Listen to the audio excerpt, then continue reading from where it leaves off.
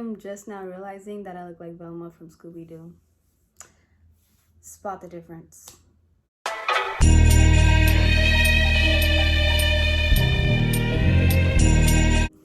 Hey guys, welcome back to my channel. If you're new here, welcome. Thank you for clicking this video. I still don't know how to do intros, but I'm getting there.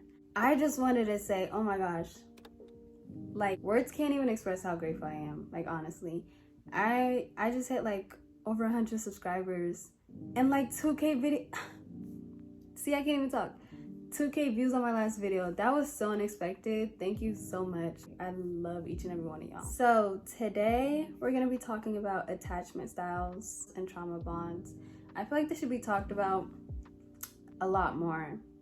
Even like how our childhood affects us should be talked about in general, because it affects us in like almost every single aspect of our life, especially relationships. That's why I want to talk about attachment styles today. Do you ever wonder why you attract a certain type, or why you're attracted to a certain type, or why you keep going back to someone that you know is not good for you? If you keep watching, I can probably tell you why. So attachment styles refer to the way that Attachment styles refer to the way we relate to other people. Why was that a tongue twister? I literally had to say that like 3 times. The style of attachment is formed at the very beginning of life in our childhood years. It's a style that stays with you and plays out now in your relationships. Platonic and relationships, but it's mostly like apparent in relationships. There are 4 types of attachment styles: secure, anxious, avoidant, and fearful avoidant. You could resonate with one, you could resonate with more than one, and there's a lot of quizzes that you could take to find out your attachment style. The first attachment style is secure attachment. If y'all see me looking down, I'm looking at my notes. My brain can only hold so much information. Secure attachment style is the ability to form secure, loving relationships with others. A securely attached person can love and receive love. They're not afraid of intimacy. They're able to depend on others without becoming totally dependent. The next one is anxious attachment. It's a form of insecure attachment style marked by a deep fear of abandonment. Anxiously attached people tend to worry about their partner leaving them.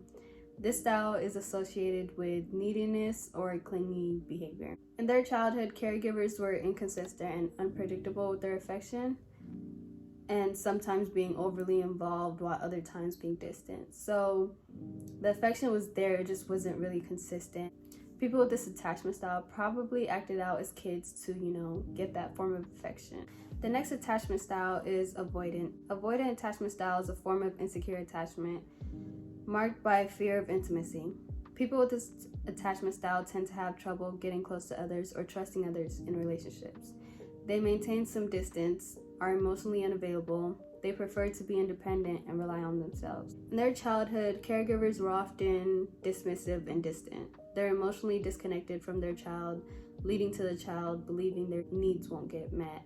The last one is fearful avoidant attachment. This attachment style is a combination of both anxious and avoidant attachment styles. People with this attachment style desperately crave affection and want to avoid it at all costs. This is the one I resonate with because I'm a hopeless romantic at heart. Every romance movie I probably know, but I'm actually scared of affection. I'm not scared of affection, I'm more scared of getting hurt, so I avoid affection. The type of environment that creates this attachment style is a caregiver who's frightening and traumatizing, leading to the child to experience a deep sense of fear and lack of trust in others despite wanting close connections. This child develops a poor understanding of boundaries and is confused about what a healthy relationship looks like. Now, although these attachment styles are shaped in our early years, attachment styles are not permanent. You can change. Now that we know what attachment styles are and which one we resonate with, I wanted to talk about trauma bonds. Trauma bond is a psychological response that happens when an abused person develops an unhealthy attachment to their abuser. Now, when I say abused, I don't mean just physical. It could be mental, verbal abuse too. Some examples of this are feeling like you have to betray your own needs for someone else, emotional addiction to one another. What I mean by emotional addiction is like feeling like you guys cannot like separate from each other, little to no boundaries, and when there are boundaries, they're often violated, holding grudges, using knowledge on one another, and if your relationship mirrors a childhood experience. These are just some of the examples of trauma bonds. Of course, I listed these ones because just show how you wouldn't think that this is a trauma bond until you know it, you know? And I'm also gonna be getting some of this information from this book, and I highly recommend it. Can y'all tell my favorite color is orange? No, I don't have the cover because I don't like when books have the thing, but it's not taped to it, so it just slides down. But yeah, I can insert a picture what the cover looks like, but yeah, I would highly recommend this book, especially if you're trying to heal from your childhood trauma. In the Trauma Bonds chapter, Dr. Nicole LePara, I don't know how to say her last name, y'all, I'm sorry, LePara, don't know.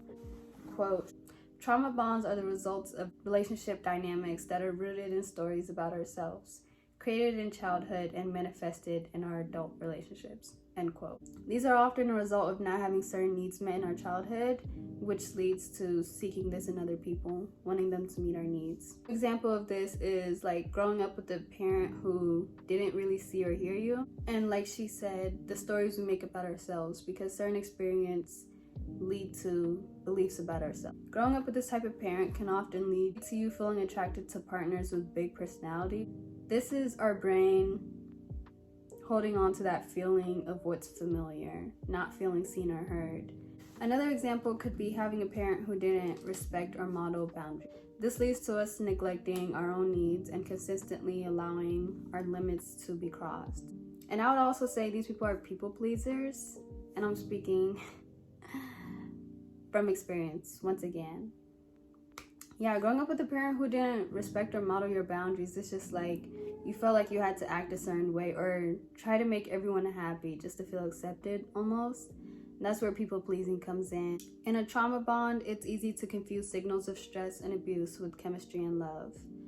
Trauma bonds are nothing to be ashamed of. We have to remember these are responses to our childhood trauma and how our needs were or weren't met in our childhood.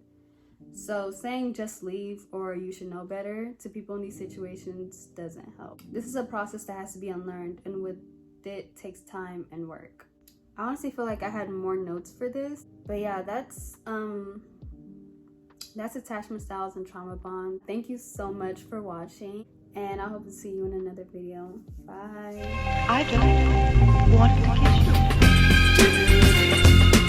kiss you.